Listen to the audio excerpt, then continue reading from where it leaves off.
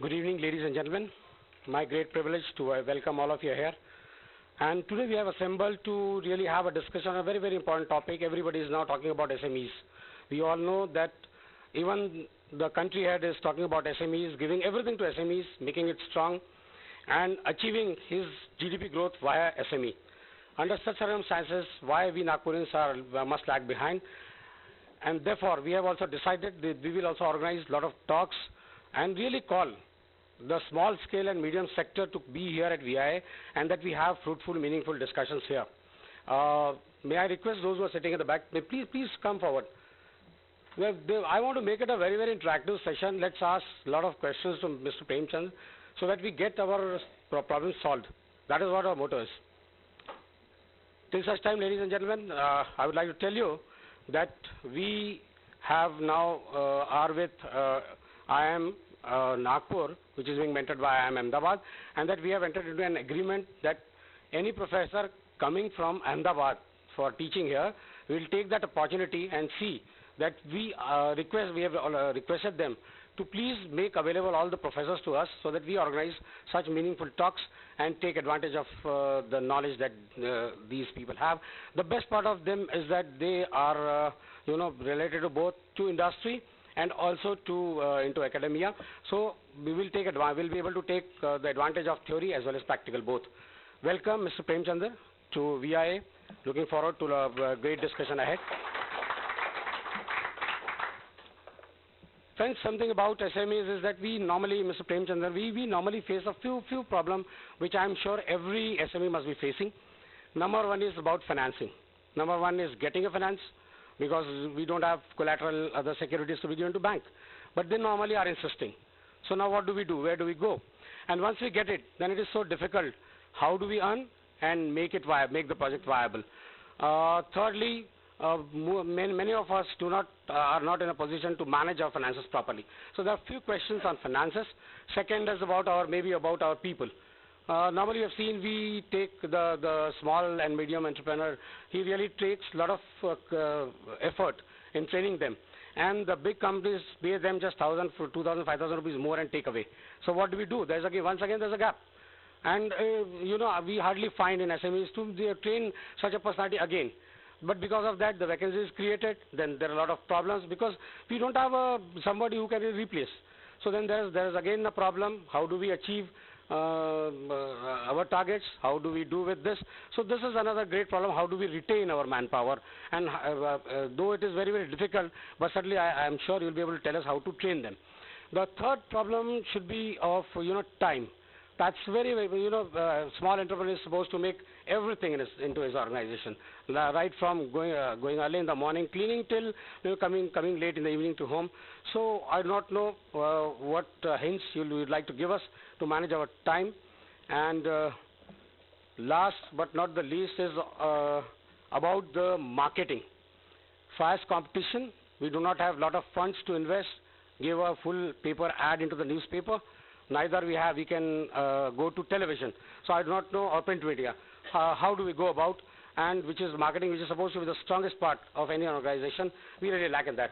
We all look forward to you for answers to all the questions and hope you make it a very, very interactive session. Thank you.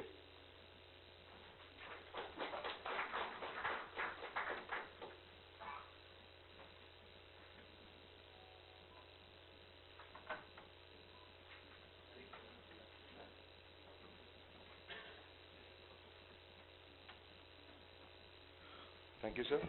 I think your views resonate with all the SMEs sectors in this region. I first met Professor Premchand in our meetings for immersion program, and since then we wanted to have me here. I've been given interested to introduce him to the August gathering.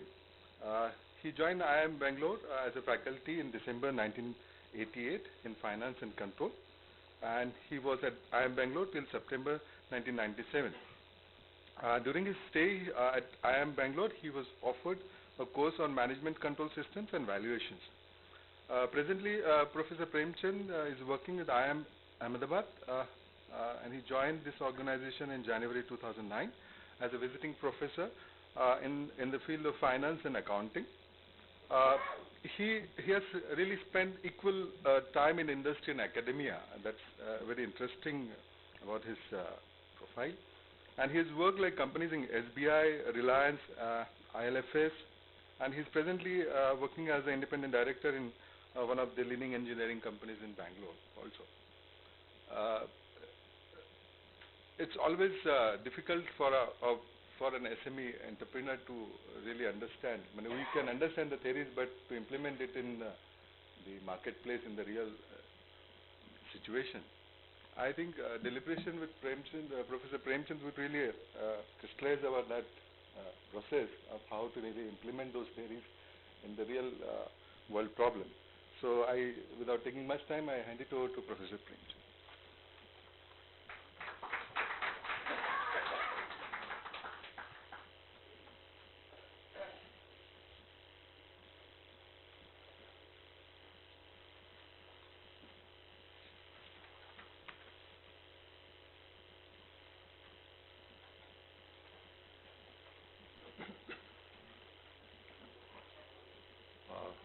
Mr. Rathi, Mr. Sinha, Mr. Budhe, and friends.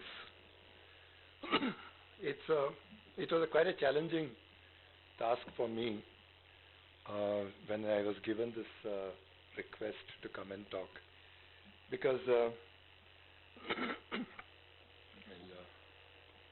and I wasn't sure, because there's a lot that one can say, and unfortunately what happens, we will keep talking like this, and we will continue to work more or less the way that we are working. Some of the issues that you are talking about in terms of financing, in terms of marketing, in terms of employees, are things that I saw even in 76, 77 as in my first job. When I was looking at financing, I was working as a field officer in the State Bank of India in Udna Industrial Estate, which in those days was one of the biggest private industrial estates in the country, with a number of small-scale units, most of them in engineering and manufacturing. So the story remains the same in some senses. So what I did make a presentation, which I will go back to at some stage. But let me start by, narrating. I'm sure some of you are already, I see a very large number of gray hairs also, so I'm sure you're aware of the environment. I think we are now seeing a cycle in the sense that in the 70s, when we had a controlled economy, we had a situation where industrial growth was not exactly the kind of growth that we have heard about in the last 10, 15 years.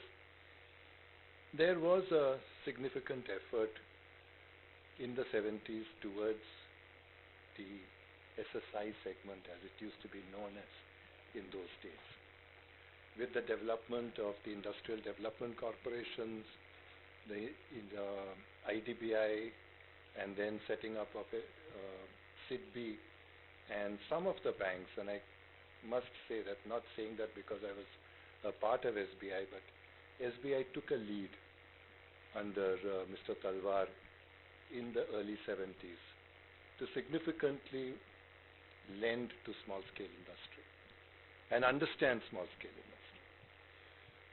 But problems of small-scale industry and financing of small-scale industry are not purely related to the banks and banks' efforts alone. It's a partnership, and it's a partnership, in fact, not just of two people, but of multiple people.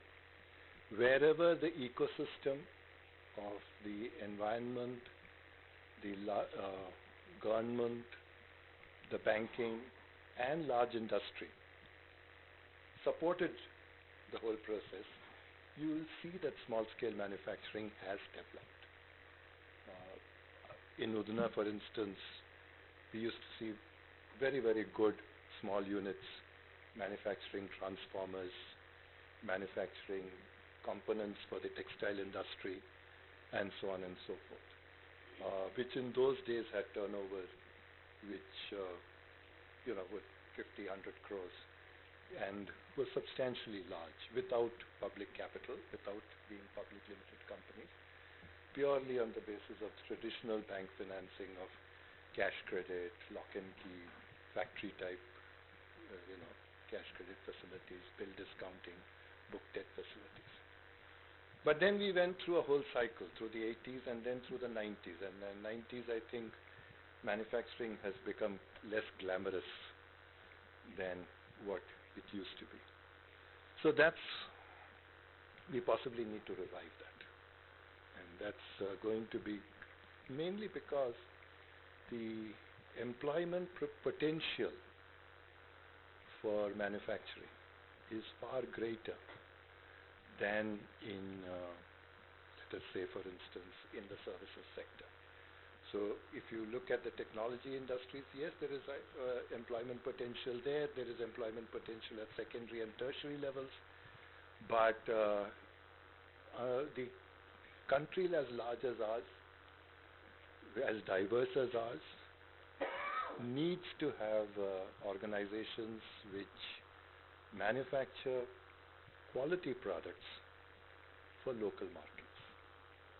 And everybody cannot be an exporter. Everybody cannot be a manufacturer who will sell for the whole country, and so on and so forth. So that's something that we need to understand. I don't think there is any rocket science about financing.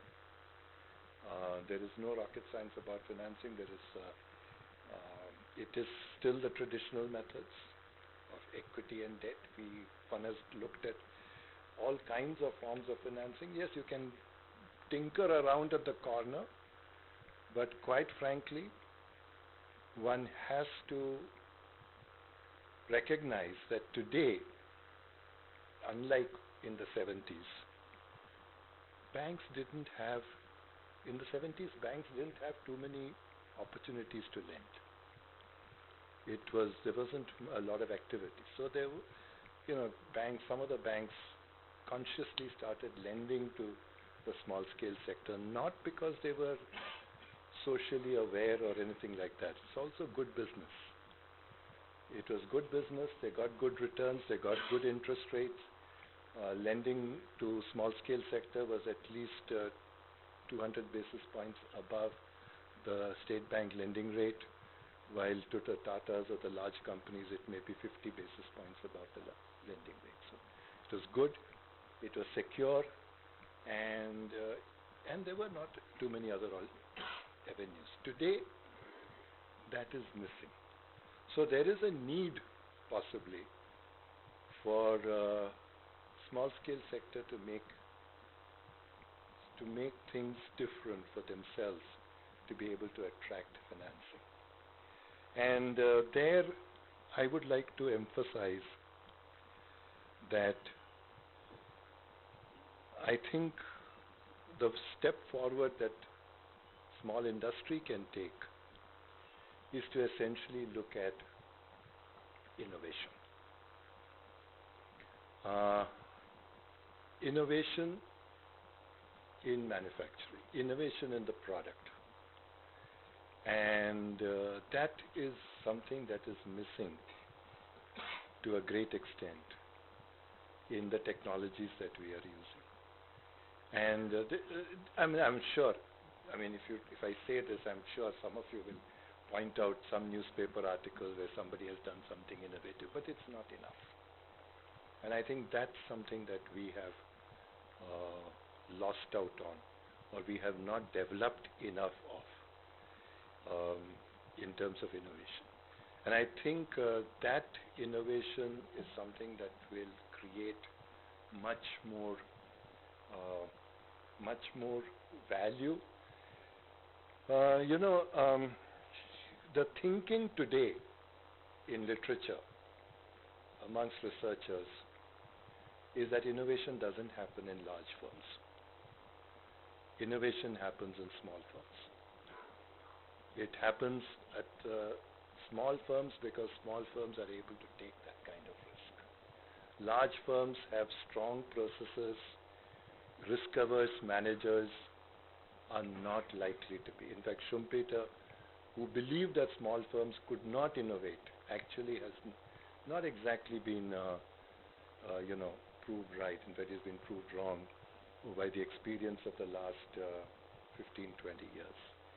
And that's where I think we don't have to innovate to necessarily look at creating, patents and the next cure for an incurable disease. We can innovate in process. We can innovate in technology which is appropriate for us. We can innovate in manufacturing products cheaper without compromising on quality. The other day I was at a year back at a conference. Actually, it was a kind of an exhibition for innovation for entrepreneurs, young entrepreneurs. And I saw a fascinating product which allows, for instance, these catheters that are used in angioplasty to be recycled. It can be recycled 20 times before it is unusable. Developed by 2 students from an engineering college. Now, I think that's a great kind. I'm not saying that necessarily will become a commercially viable product, but I think those are the kind of innovations that will really take us forward. And small industry and people who are setting up small industry needs to focus on seeing how we can innovate in that. As a part of the whole process, I think there is funding available today for innovation. If we are willing to, we have to search for it. But there are more people who are willing to come forward. As I was telling you, Intel was the one who organized this seminar, and there is an opportunity for funding. So that's one. As far as the financing is concerned, let's be very realistic. Today, government fiat will not work. In the 70s, Indira Gandhi used a whip and told the bankers, go lend to people in this, some part, 20%, 30% or 40% of your portfolio should be in the SSI segment. Today, the governments are trying to step back on that. First of all, the banks earn as much as they earn anywhere else by lending to government itself, by subscribing to government's issue of paper. And it is cheaper, it is less risky, and it gives you the same returns. So why should they bother? You have to make it more interesting and more exciting. That's a responsibility that we have as entrepreneurs. And that's the responsibility of the people, that you have to make it a compelling commercial proposition for the person to finance. And that's important. Now that's the step forward that can take, and if that happens, I'm sure the other side, with a little bit of support and with a little bit of incentives, will come forward. The second aspect that we raised was about staffing and growing. I think as an entrepreneur, you need to ask yourself that question: what do you want to be? What is motivating you to start this enterprise? Do you want to grow? Do you want your company to be the next Cisco of the world? Or are you happy with a 100 crore company or a 50 crore company, profitable, where you have good control? The challenge of recruiting people is the challenge between creating wealth and maintaining control. And we need to ask ourselves, both are equally valid paths. I'm not for one moment suggesting that creating wealth is any way less or more superior to keeping control. There are very many companies all over the world, in the US, in the UK. Not every company becomes a Microsoft. Not every company becomes an Intel. But there are companies, they will have $50 million turnover, $5 million turnover, $1 million turnover, extremely profitable, supporting 2, 3, 4 founders and entrepreneurs. So that is one question you need to ask yourself, because that will decide how you should staff your company, in a sense. If your aim, if your ambition is to be the next, Microsoft, then obviously you will have to make changes in terms of the way the transition will happen. It will have to happen from a founder, from an entrepreneur, to a manager and a CEO. And I think the big difficult transition that most entrepreneurs that I have seen and worked with face is that transition. It's a difficult transition to make, because what happens is that you start moving away everything that you worked with, which are required for the success of an entrepreneurial firm, like energy, drive, the lack of the breaking of rules, the breaking of systems, the breaking of processes, innovation, your looking at instinctive reactions to things. All those will become stumbling blocks when you become a professional organization.